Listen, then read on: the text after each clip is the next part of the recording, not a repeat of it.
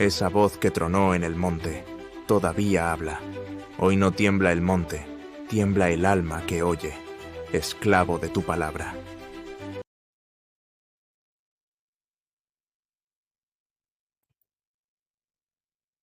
Muy bien, buenas noches. Estamos otra vez acá, gracias a Dios, en el estudio de Primera de Pedro. Ya ven todos pantalla, ¿verdad? Sí. Ok.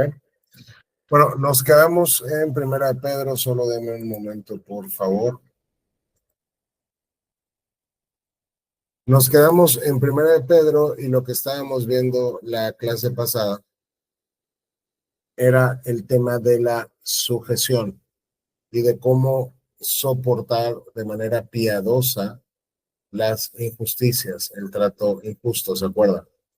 Entonces, una vez que Pedro nos explicó que la vocación del cristiano es sufrir injustamente porque para esto fuimos llamados, y una vez que Pedro nos mostró a la persona que ya lo vivió antes y que lo hizo exitosamente, dice que no maldecía, que no contestaba mal por mal, sino encomendaba todo a Dios, que es Cristo.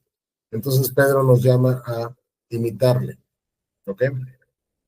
Y cuando pasamos al perdón, al capítulo 3, el tema va a seguir siendo el mismo, pero en este momento lo que va a hacer el apóstol es que lo va a aplicar a las relaciones más cercanas que tenemos los seres humanos. Entonces, por eso estamos en este momento a punto de comenzar el capítulo 3, ¿ok? Entonces, en este capítulo 3 vamos a ver que Pedro comienza con las esposas, porque Pedro está continuando con las exhortaciones prácticas que ya nos dio en el capítulo 2, y sobre todo esto es aplicativo, está aplicando los principios que ya nos explicó sobre la vida cristiana a situaciones como muy concretas, y las vamos a ver en el capítulo 3. Por ejemplo, el matrimonio, la vida en comunidad, la persecución, etcétera. ¿Ok? Ustedes y yo debemos recordar quiénes son las personas a las que Pedro les escribe esta carta, ¿se acuerdan?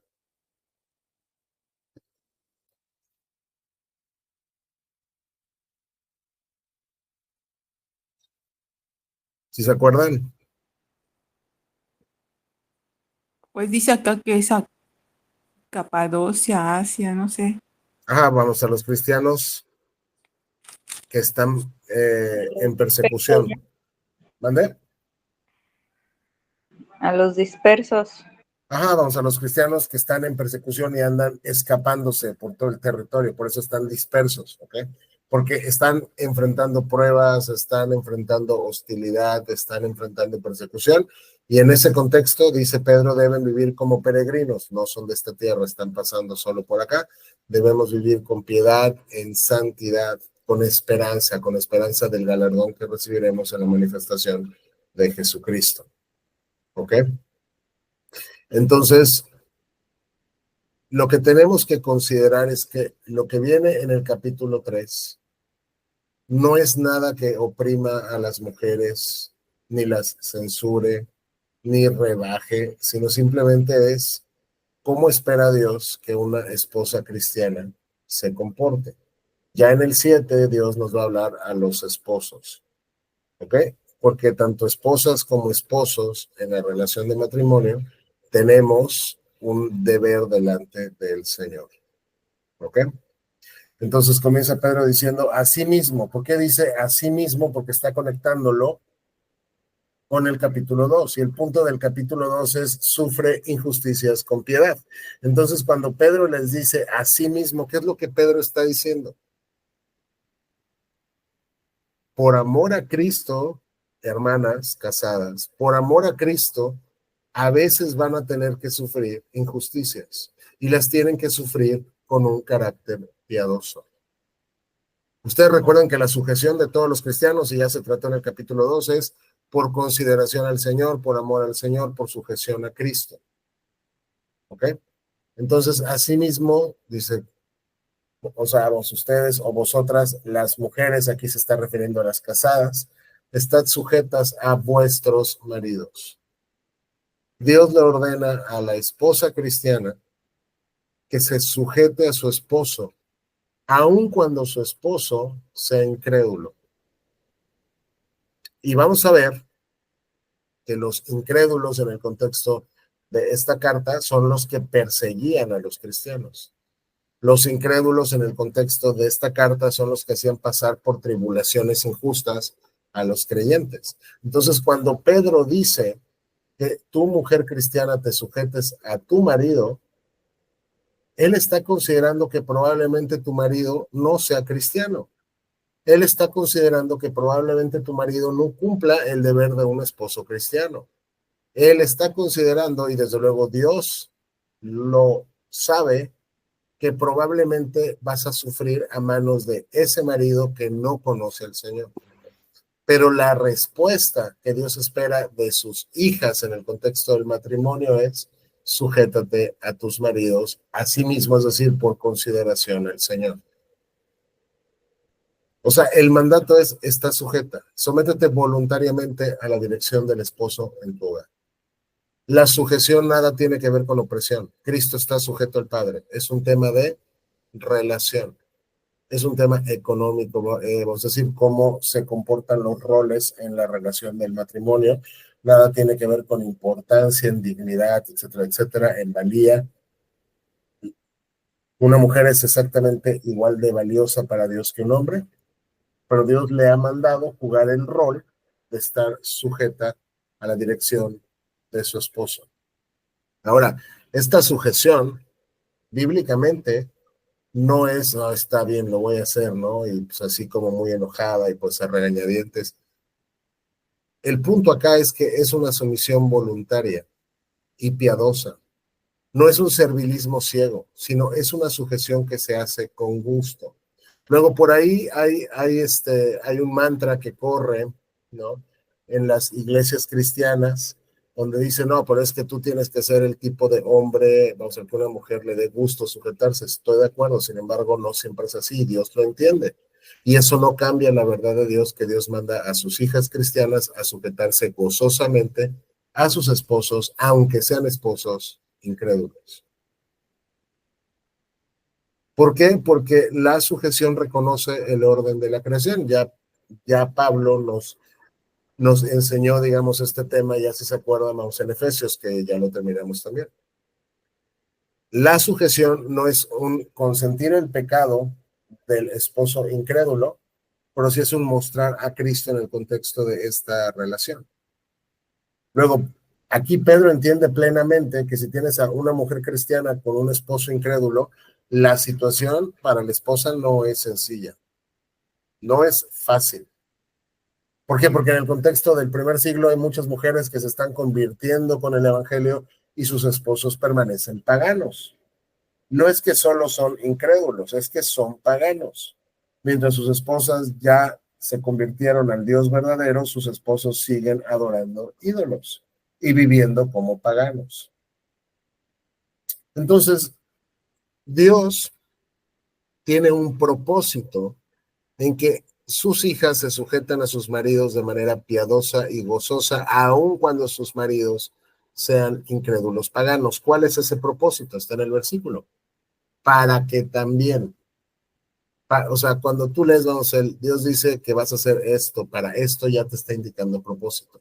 Para que también los que no creen a la palabra, los maridos que son incrédulos, los maridos que no son creyentes, los maridos que no son considerados, los maridos que son injustos o crueles o deshonestos o lo que sea, los maridos que no creen en la palabra, sean ganados sin palabra por la conducta de sus mujeres.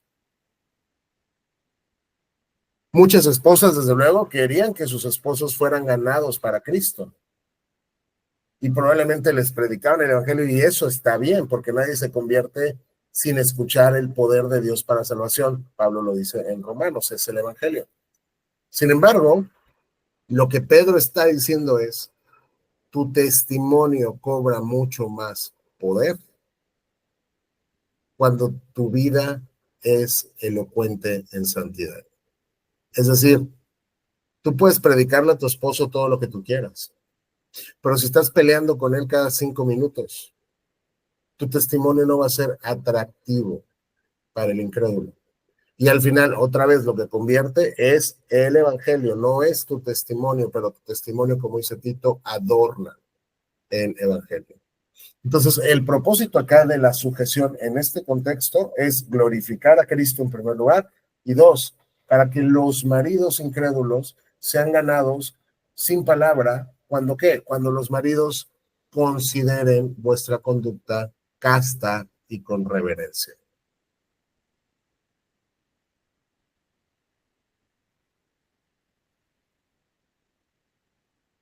Hay personas que están casadas con incrédulos o casados con incrédulos. Y entonces quieren predicarles constantemente y eso está bien.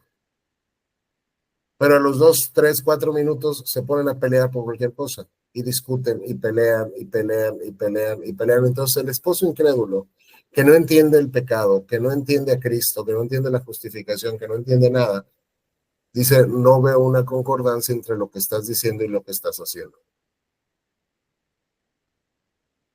Lo que Dios me está diciendo es que cuando tu marido incrédulo considera, analiza, observa, piensa tu conducta casta, irreverente, ¿reverente hacia quién? ¿Reverente hacia quién? En el contexto, ¿reverente hacia quién? Díganme. ¿Hacia Dios? Sí, claro, pero en el contexto es hacia el marido. Dios le está mandando a la mujer que trate a su marido con honor, con reverencia, con respeto. Esta es la voluntad de Dios. Luego tú le puedes decir a Dios, no es que mi marido es esto y es esto, y él me dice y él me hace. Dios, y lo vamos a ver, vamos ahorita que lleguemos con el esposo. Dios no te pregunta cómo te están tratando. Recuerden, aquí le está escribiendo a cristianos que están sufriendo injusticias. Por eso es que es importante entender en qué contexto viene este mandato. No es como que estos cristianos están pasándosela super padre, están sufriendo injusticias a manos de incrédulos. Y en ese contexto Dios les habla de sumisión y de sujeción. Y luego va con las mujeres y les dice lo mismo tú. Si estás sufriendo injusticias a manos de un esposo incrédulo, Dios te manda que te sujetas gozosamente, piadosamente. No porque Dios esté garantizando, porque tampoco hay una garantía acá. No porque Dios esté garantizando que tu marido incrédulo será cristiano, sino el testimonio sin palabras de tu amor, de tu respeto, de tu pureza cristiana, lo impactará. ¿Por qué? Porque ¿saben quiénes nos observan a todos los cristianos con mucho cuidado y con mucha lupa? A los cristianos, ¿eh? No a los demás religiones falsas, a los cristianos. ¿Sabes quiénes te están observando todo el tiempo? Los incrédulos. Los incrédulos buscan el menor pretexto para irte, o sea, para irse contra ti y decir, mira, tú te llamas cristiano y haces esto. Cuando ellos mismos lo hacen también y no tienen ningún problema. Pero el punto es porque tú te llamas cristiano, ellos esperan que tú seas perfecto. Ahora, perfecto nunca vas a ser, impecable nunca vas a ser, pero sí podemos crecer en santidad. ¿Por qué? Porque los impíos están estrechamente observando nuestros caminos y las vidas de los que profesamos ser cristianos. Entonces, tanto la esposa en particular acá como el cristiano, cuando lo sacas para aplicarlo, como el cristiano en general, tiene que tener una vida que sea concordante o coherente con su profesión de fe. Nuevamente, no se trata de perfección, sino nadie, absolutamente nadie podría decir yo soy cristiano. Aún los cristianos, los creyentes más piadosos pueden matar y quedarse con la esposa de otro hombre y embarazarla. Pero los cristianos se van a arrepentir. Entonces, lo que Pedro está diciendo acá, lo que Dios le está diciendo a las esposas cristianas es, debes de ser una mujer piadosa. Que tu conducta responda a tu profesión de fe. Ahora, este versículo para las mujeres que están casadas con esposos que no son cristianos, por lo menos les ofrece pues consolación y ánimo, ¿no? Básicamente lo que Dios te está diciendo, mira, en vez de estar reprochándole a tu cónyuge que no hizo esto, que no hizo lo otro, que no cree en Cristo, o estarle predicando todo el tiempo, trata de ser tú una imagen, un retrato vivo del Evangelio. Y digo, si te vas a la palabra de cómo se debe de ver entonces la conducta de una mujer que es un retrato vivo, el Evangelio de Cristo Jesús es una mujer que es paciente, que es humilde, respetuosa, amorosa. Luego, este versículo tampoco significa que si te están golpeando y pegando y matando, ¿no? Y descuartizando, básicamente, pues ahí te quedes, ¿no? Este versículo no lo puedes usar para ese tipo de casos. Si tu vida está en riesgo, y hay casos donde las vidas de las mujeres están en riesgo, huye. Puedes huir, conserva tu vida. Nadie te está diciendo quédate que te sigan poniendo 400 ojos rojos o morados. Pero el versículo está en el contexto de una relación pecaminosa normal como la de todos los seres humanos, donde hay pleitos, donde hay discusiones, donde hay malos entendidos, donde hay desacuerdos. En ese contexto Dios le dice a la mujer, sométete a tu esposo y trátalo con respeto. Y la sumisión de la mujer se ve cuando ella se deja dirigir. No cuando se opone, no cuando se revela, no cuando reprocha, sino cuando dice, está bien. Aun si el marido es incrédulo. Porque cuando tu esposo incrédulo vea tu conducta que es casta, que es limpia, que es pura, que es fiel, que es íntegra, él lo va a notar.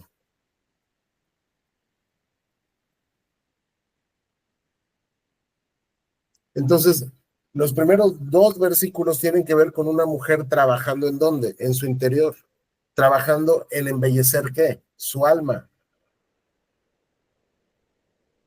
La preocupación de las mujeres por la belleza no es del siglo XXI, ni del siglo XX, ni XIX, ni XVIII, es antropológica. Desde que hay mujeres se preocupan por su belleza. Y Pedro lo sabe y Dios lo sabe, por eso les dice en el 3, el adorno de las cuales no sea el exterior. O sea, muchas mujeres están clavadas en cómo se ven físicamente, ¿no? Y se pintan y se maquillan, y todo eso está bien, eso no es malo en sí mismo, ¿no? Y la ropa que te pones y cómo me peino y los artefactos que te pones en la cabeza o en las manos o en el cuerpo como joyas y esas cosas. Y no es necesariamente malo, pero Dios te está diciendo que el énfasis de estarte, digamos, adornando no sea por fuera. Y Pedro te dice con cabellos ostentosos y atavío de oro o vestir ropa lujosa.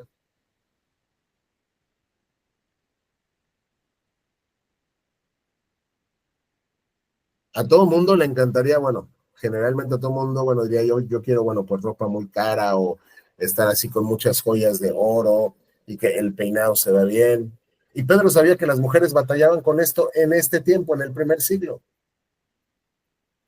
Pero Dios les pide que entiendan, Dios les pide que entiendan que ese no es el propósito que Él tiene para ellas. No gastes tanto tiempo en estar embelleciendo tu exterior.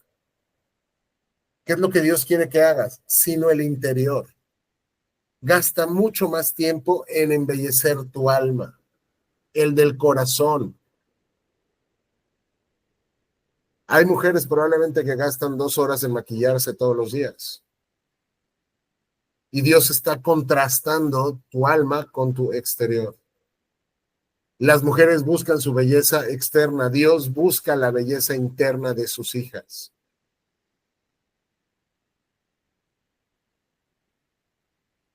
Este versículo, desde luego, que no prohíbe que te vayas a hacer el cabello con el estilista, ¿no? O que te compres pues un vestido bonito o ropa que te guste o tus aretes. O sea, no está diciendo eso, sino cuál es la prioridad en tu vida, tu exterior o tu corazón, tu exterior o tu alma. En este primer siglo, las mujeres que tenían un esposo rico, pues gastaban muchísimo dinero, incluso fortunas en peinados, ¿no? Y con trenzas ahí que les ponían oro y todo esto, y su ropa era pues súper cara y lujosa. Pedro les está diciendo a las cristianas, no caigas en esa vanidad mundana, sino adórnate con modestia, como dice Timoteo. Porque para Dios, la verdadera belleza está el 4, sino el interior, el del corazón, en el incorruptible adorno de un espíritu manso y pacífico. Para Dios, la belleza verdadera está en el corazón. ¿Sabes cómo verte bella para Dios? Ten un espíritu manso y un espíritu pacífico. ¿Qué es la mansedumbre?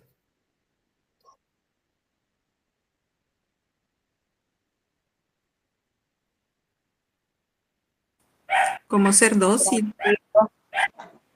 ¿Como qué, perdón? Ser dócil.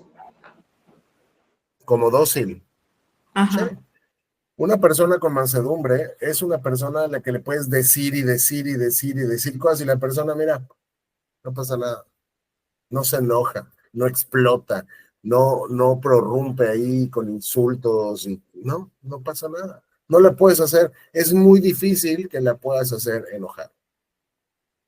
Cristo, desde luego, es el ejemplo supremo de mansedumbre. Y Cristo al final, cuando hablaba con los fariseos, pues no lo hacía muy tranquilo. Entonces tenemos que distinguir cuál es la ira santa de Cristo con la mansedumbre. Tienes a Moisés, que la Biblia dice que era bastante manso, y cuando tú lees el Pentateuco y ya lo terminamos, ves que lo era. Cómo soportaba la insolencia del pueblo una y otra vez contra él, hasta que un día explotó y por esa explosión que tuvo, Dios le castigó.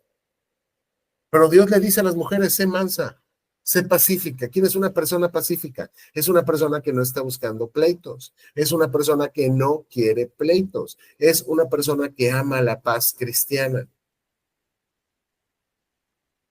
Y estas dos cosas son incorruptibles. El oro se va a echar a perder eventualmente. La ropa se la come la polilla. Tu peinado súper caro en 2 horas, bueno, 2 horas o 2 días, yo no soy mujer, cuánto dura un peinado, no sé, pero el punto es que tampoco va a durar eternamente un peinado.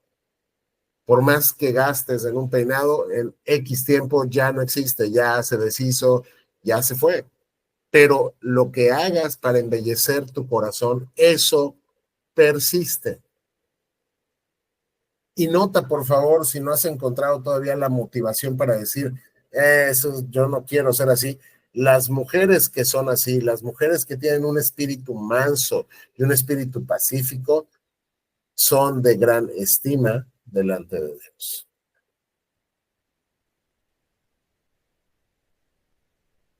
O sea, de gran estima delante de Dios no es poca cosa.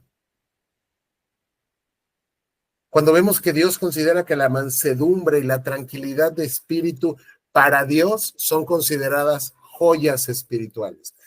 Aquí está contrastando tus joyas de afuera, ¿no? Tu oro, tus vestidos, tu peinado, todo esto. Pero Dios te dice, no, ponte las joyas interiores, esas que sí son de gran valor para mí. Un espíritu manso y un espíritu pacífico. Y esto es tan contracultural hoy como lo fue en el primer siglo. ¿Por qué? Porque también en el primer siglo el mundo idolatraba el exterior. ¿Cómo se ve una mujer? ¿Qué tan despampanante se ve una mujer? ¿Sabes qué? La mujer cristiana, dice Dios, se tiene que distinguir por su belleza de carácter. Porque para Dios de nada vale una mujer que se ve bellísima por fuera y está podrida por dentro. Para Dios de nada vale.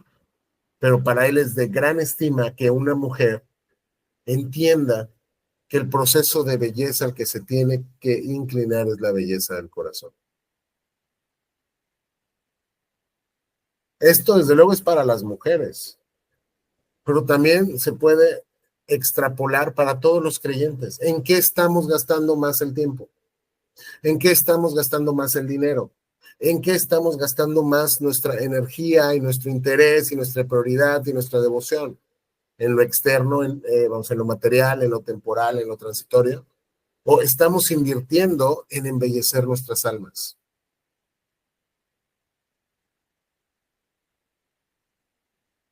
Porque este carácter santo, que es incorruptible, no es como la ropa que se marchita rápido. Este carácter santo perdurará eternamente.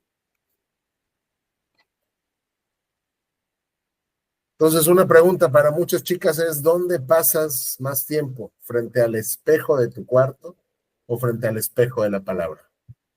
Porque dice Santiago, recuerda que la palabra es un espejo también. Pero lo que ves en la palabra es tu alma, tu corazón. ¿Dónde pasamos más tiempo? Porque donde pasemos más tiempo, ahí está nuestro corazón. Entonces, esposa cristiana, guárdate de una conducta áspera, guárdate de una conducta altanera, guárdate de una conducta que se revela, que repudia. Ama y obedece gozosamente a tu marido y sujétate a él, porque esa es la voluntad de Dios. Porque si tú lo haces, tu testimonio va a ser más brillante que las joyas. Tu virtud va a ser más brillante que las joyas. El proverbio aquel, vamos, el de la mujer, es el 31, en Proverbios 31, mujer virtuosa. ¿Quién la va a encontrar? ¿Dónde está esa mujer que está trabajando mucho más en su carácter que en su físico? ¿Y sabes qué? Cuando llega un hombre de Dios, un hombre piadoso, si es que tú estás todavía, vamos, en esa edad en la que te vas a casar y no estás casada y todo esto, cuando llegue un hombre que entienda qué es lo que importa en una mujer, no va a estar buscando a la mujer que se vea más bella por fuera, sino va a estar buscando a la mujer más piadosa que él pueda encontrar. Porque si es de gran estima para los ojos de Dios, también es de gran estima para el hombre piadoso.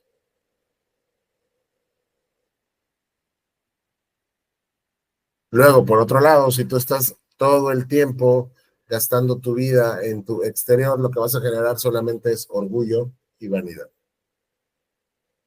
Ahí en Proverbios, me parece que es Proverbios, Dios dice que una mujer bella, físicamente bella, pero sin entendimiento, sin sabiduría, es como un cerdo con un anillo de oro en la nariz.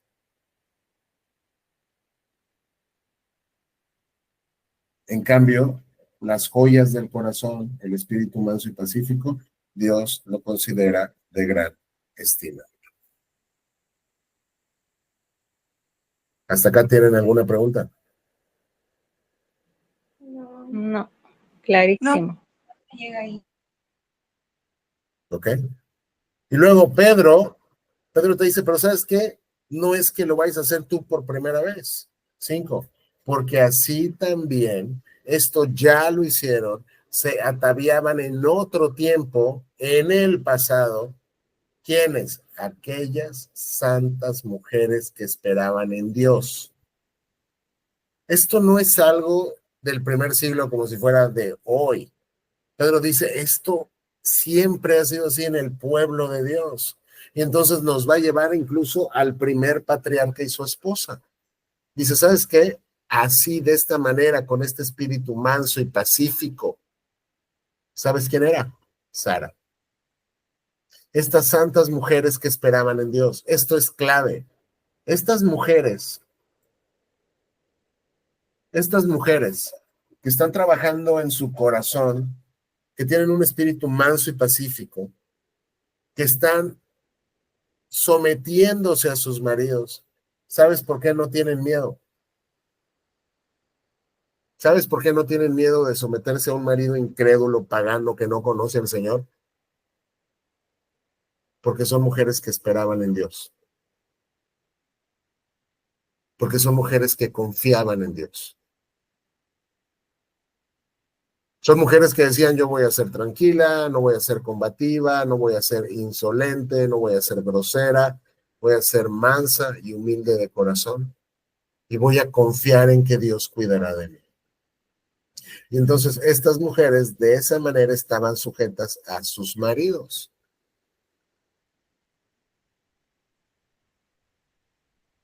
El mandato de Dios de que la mujer se sujete a su marido, no que la mujer se sujete a cualquier hombre, que la mujer se sujete a su marido.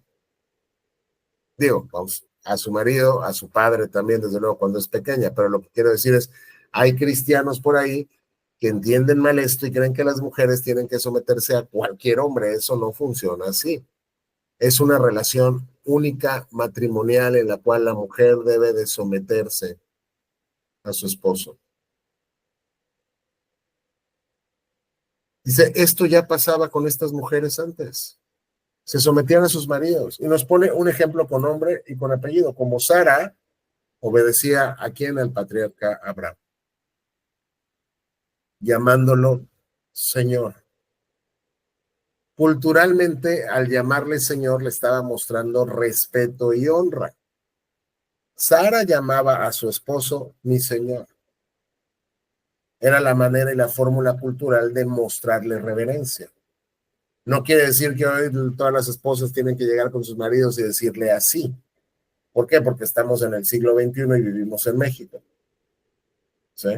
Pero hay maneras culturalmente de mostrarle respeto a una persona. Esas maneras las debes de usar con tu marido. No importa si no lo toleras. No importa si ya te cayó mal. No importa si ya estás enfadada. No importa.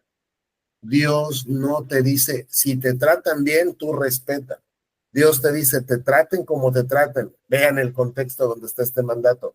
Te traten como te traten, tú sométete y reverencia y honra a tu marido. Y ustedes, dice Pedro, son hijas de Sara, o sea, vienen de una mujer, o sea, se les considerará como descendientes de esta mujer tan piadosa si hacen el bien y no tienen ningún temor. ¿Ningún temor de qué? Recuerden, les está hablando a mujeres que están casadas con hombres que no son cristianos. Si aún en los matrimonios cristianos a veces hay disputas y hay pleitos y malos entendidos y desacuerdos, todo esto, más cuando una parte no tiene en cuenta el Señor para nada, no le importa el Señor, no le importa pecar, eso está mucho más difícil. Porque cuando hay pues dos creyentes que pelean, van y buscan al Señor y se piden perdón y le piden perdón al Señor y siguen caminando. Pero cuando uno de los dos no es cristiano y no le importa a Dios y no teme a Dios, ahí la tienen más difícil. Y en este contexto es en el que Pedro les está diciendo, o sea, tienes que estar sujeta a tu marido para que él sea ganado sin palabra por la conducta de sus mujeres. Y en este contexto, si tú lo haces, no tienes que tener ningún temor de sujetarte a ese hombre pagano con el que estás casada. ¿Por qué? Porque esperas en Dios. Porque eres una mujer con un espíritu manso y con un espíritu apacible, con un espíritu pacífico.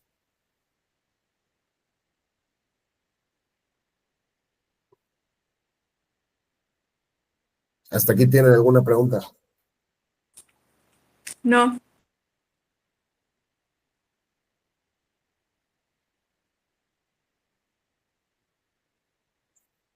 La pregunta entonces es, para las mujeres cristianas, ¿de dónde están sacando su modelo a seguir? Hay mujeres cristianas que cuando leen este pasaje dicen, yo no estoy de acuerdo. Yo no estoy de acuerdo.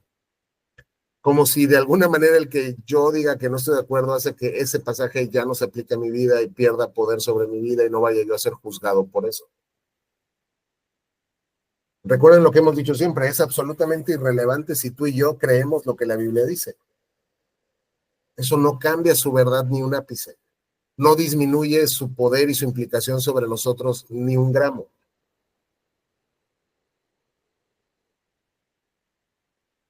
¿Por qué creen que Satanás ha estado trabajando tanto en el feminismo? porque no quiere que las mujeres vean la sujeción como un deber y un privilegio y una bendición, sino quiere que lo vean como una opresión del patriarcado, ¿no? Porque esas mujeres que no son pues mansas ni apacibles, esas mujeres que solo están buscando pleito y combatir con su marido, no son de gran estima a los ojos de Dios.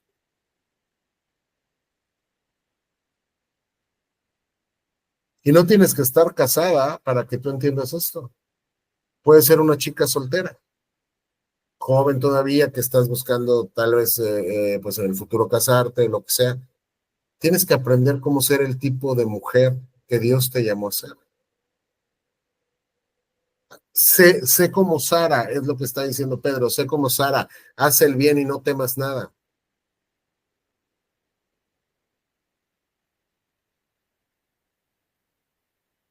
Y cuando Pedro dice haz el bien es cumple fielmente con tu llamado de esposa piadosa y practica la virtud. Eso es en el contexto que estamos viendo acá, hacer el bien. No temas amenazas, no temas por lo que te pueda hacer este hombre pagano incrédulo. En pocas palabras, no temas que tu sumisión se convierta en un abuso. Tú confía en Dios. Y es normal que las mujeres teman, porque físicamente las mujeres son más débiles que los hombres. Un hombre puede hacer lo que quiera con una mujer, físicamente hablando. Pero ¿sabes quién te está cuidando?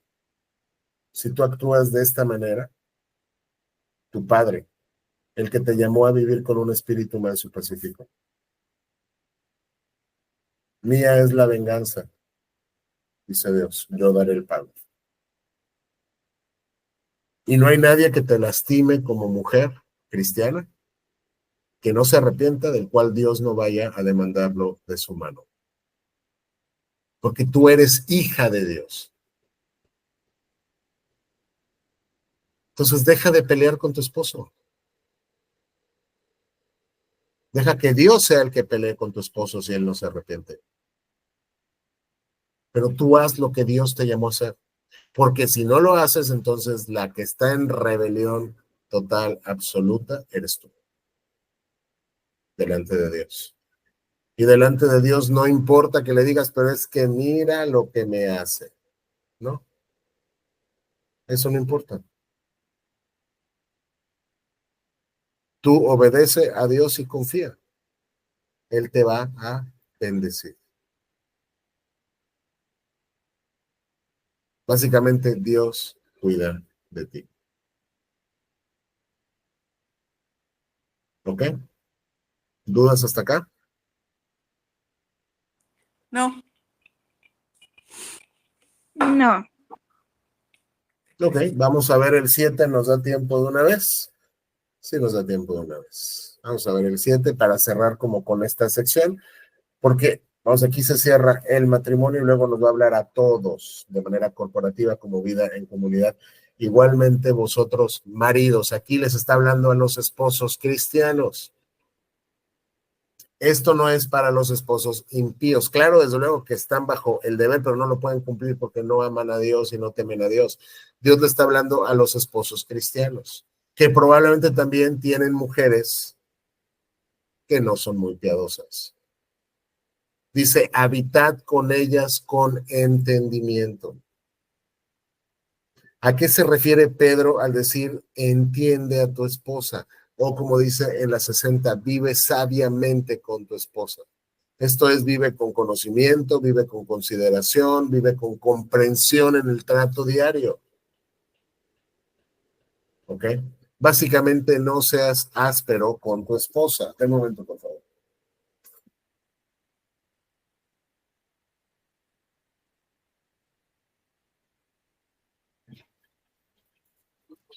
Básicamente no seas áspero con tu esposa. El marido también tiene un deber de amor y sujeción mutua. Porque Dios le ordena al marido considerar a su esposa incluso como antes que él y a darle privilegios. El esposo cristiano, de acuerdo con este pasaje, no debe ser egoísta, debe ser prudente. Dios de los maridos acá requiere prudencia, porque no les dio Dios el dominio sobre sus esposas para que hagan lo que quieran con ellas, sino para que les den honor a la mujer como a vaso más frágil. Cuando tú tienes un vaso que es frágil y sabes que se puede romper con cualquier cosa, tú lo cuidas. Pero muchas veces los esposos cristianos,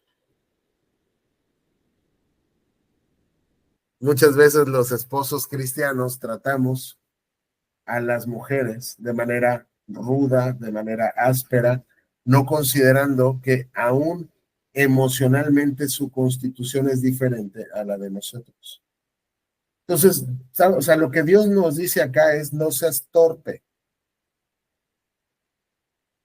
O sea, tienes que ser tú delicado con tu esposa.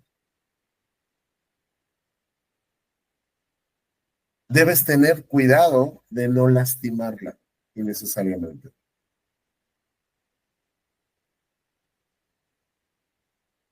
Y también tienes que considerarlas, dice, y como a coherederas de la gracia de la vida. ¿A qué se refiere?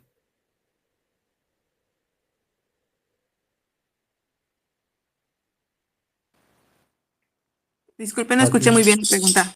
Ok, vamos, ¿a qué se refiere con esa frase? Y considérala como coheredera de la gracia de la vida.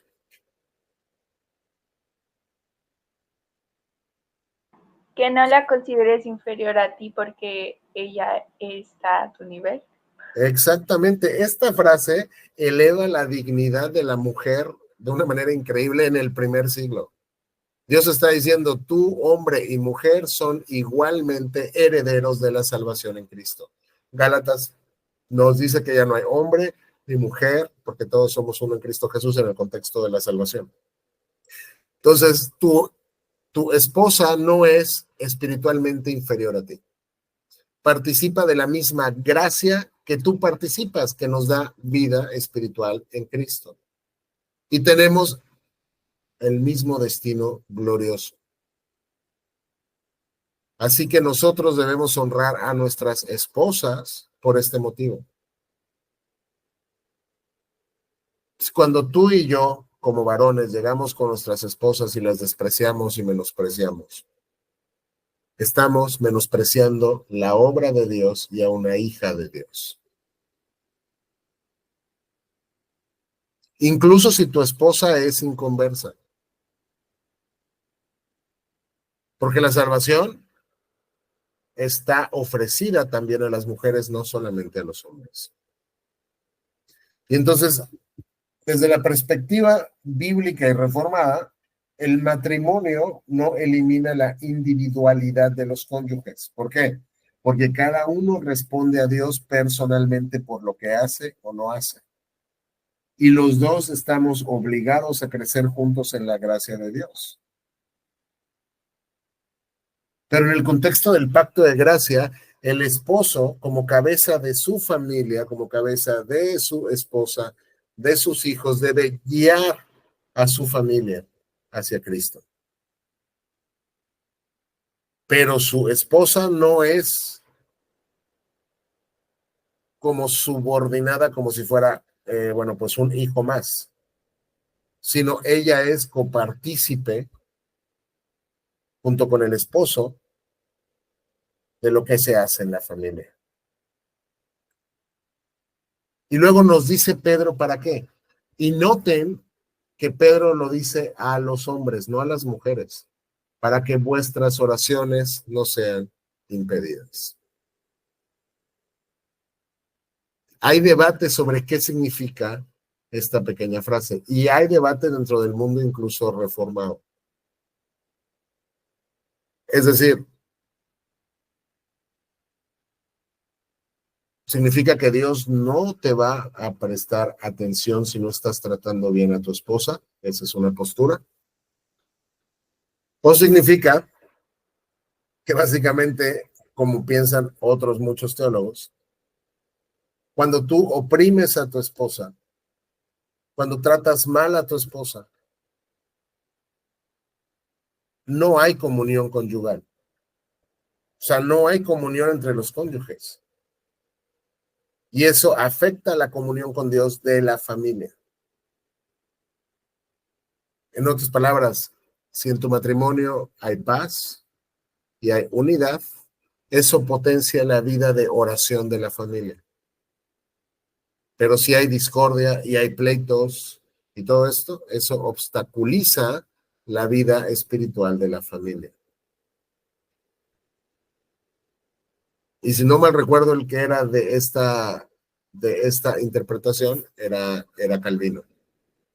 Básicamente, y lo voy a parafrasear, él decía, cuando hay disputas en el hogar, cuando hay luchas en el hogar, cuando hay pleitos en el hogar, ¿cómo van a orar? ¿Cómo se van a acercar juntos como familia a buscar a Dios? Porque nadie puede ni debe acercarse a Dios si está enemistado con sus hermanos. Ustedes ya se acuerdan ahí en el sermón del monte cuando Cristo dijo, si traes aquí, vienes con tu ofrenda y te acuerdas que alguien tiene algo contra ti, deja tu ofrenda, ve y arréglalo y luego vienes conmigo. Entonces creo que Calvino, pues lo que decía es que básicamente estás loco si tú no tratas bien a tu mujer porque van a haber pleitos en tu casa. Y entonces tú como hombre estás cerrando el camino a la presencia de Dios para tu familia. Esta es una fuerte, fuerte, fuerte amonestación. Y vean a quién se la dice Dios, a los hombres, no a las mujeres. ¿Por qué? Porque los hombres son responsables de guiar espiritualmente a su familia. Un esposo que maltrata a su esposa y no trata bien a su esposa impide el crecimiento espiritual de su casa. Dios nos llama primero a reconciliarnos con nuestros hermanos o cónyuges cuando es el caso y luego buscar a Dios. Entonces, este pasaje está conectando la teología de la oración con la ética de tu hogar. Entonces, ¿cómo nos llama Dios a los hombres a vivir? Con empatía, con comunicación con nuestras esposas, con honra, cuidándolas, siendo conscientes de su fragilidad. Los hombres debemos ser conscientes que nuestra esposa es más frágil emocionalmente y no porque sea débil, que no pueda hacer nada, sino su constitución es así. Y físicamente también es frágil. Muchas veces no nos damos cuenta cómo le hablamos a nuestras esposas y para ti como hombre pues fue algo como muy normal, pero tu esposa ya se sintió, ya le dolió, ya se ofendió. O las lastimamos con palabras o con acciones sin darnos cuenta. Y el decir es que no me di cuenta tampoco le importa mucho a Dios, porque Dios te está diciendo que debes vivir con ella sabiamente, con entendimiento. O sea, es intencional. Como esposos tenemos que fomentar el trato con piedad y correcto para nuestras mujeres. Debemos reconocer que nuestras esposas son hijas de Dios, igual que nosotros, y cultivar juntos como matrimonio una vida espiritual. No podemos tratar ásperamente a nuestras esposas porque es una incoherencia. Y sobre todo cuando una pareja, tanto el hombre está actuando mal como la mujer está actuando mal, trae guerra en la casa y eso apaga el altar familiar. En cambio, quiero que vean al revés. Cuando un esposo trata a su mujer con ternura, con delicadeza, la ama, la honra, la cuida, como Cristo ama a su cuerpo, que somos nosotros. Y cuando una mujer cultiva un espíritu bien pacífico, bien amable, bien tranquilo y trata a su marido con respeto, dime cómo no crea eso un ambiente propicio para que como matrimonio y como familia oren juntos, para que crezcan en la fe y para que los hijos vean un modelo del amor de Cristo. Los hijos saben cuando sus padres pecan. No es como que lo desconocen. Tú puedes engañar a todo el mundo, pero no puedes engañar a tus hijos. Tus hijos te ven. Pero ¿sabes lo que tienen que ver tus hijos también? Que papá o mamá pecaron, papá y mamá van a buscar el perdón de Cristo y se reconcilian ellos dos. Porque no se trata de crear personas perfectas, no existen, sino se trata de que tú les muestres cómo se ve un pecador arrepentido que está caminando bajo la gracia de Cristo.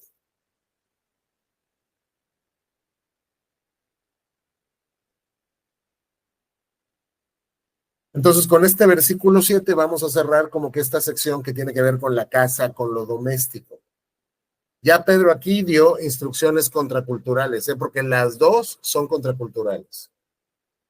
Uno, en el primer siglo las mujeres eran infravaloradas, es decir, se les consideraba poca cosa, se les consideraba ahí básicamente como un perro, sin valor. Y la Biblia las eleva y le dice a los hombres, trátalas bien, cosa que para muchos maridos del primer siglo era como crees, yo hago lo que quiera con mi esposa. Incluso en el contexto de Roma, el pater familias, el padre tenía la facultad de matar a su familia si así lo quería.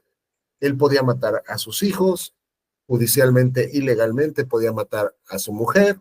Él no necesitaba permiso de nadie, era el jefe de su casa. Y cuando le dice Pedro esto en el primer siglo, es contracultural. Como también fue contracultural lo que le dijo a las mujeres.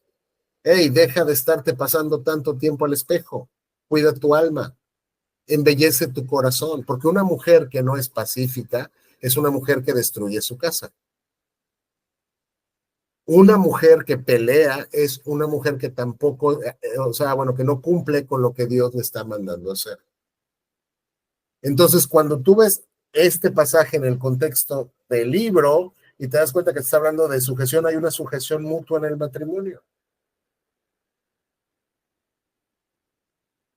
Ya en el 8, que si Dios quiere vamos a ver la próxima semana, Pedro comenzará con cómo vivir en el contexto de sujeción, pero en la vida comunitaria.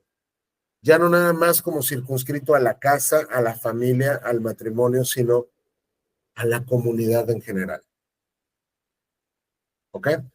Y nos va a decir sean de un mismo sentir, sean compasivos, tienen que ser bien misericordiosos, amigables, humildes, etcétera. Esto lo vamos a ver si Dios lo concede y lo permite la próxima semana. Entonces, por hoy es todo. ¿Tienen alguna pregunta, duda, comentario o inquietud? Solamente un comentario. Ya por último, para cerrar, hay veces que las mujeres dicen, oye, pero son muchos versículos para las mujeres y solo es uno para el hombre. Lo único que te voy a decir es, Dios inspiró su palabra de esa manera, entonces es lo mejor que pudo haber hecho. ¿Por qué? No conozco la mente del Señor, pero lo que sí sé es que cada palabra fue inspirada por el Espíritu Santo, y si Él determinó que más palabras fueran para las mujeres que para los hombres, pues es bueno, ¿no? No en nuestra mente a lo mejor, pero quién eres tú y quién soy yo, somos terribles pecadores como para juzgar qué es lo que Dios tendría que hacer. Entonces, ¿tienen dudas, preguntas, comentarios, inquietudes? No. No. Ok. Bueno, entonces, den un momento, por favor, voy a terminar con la grabación.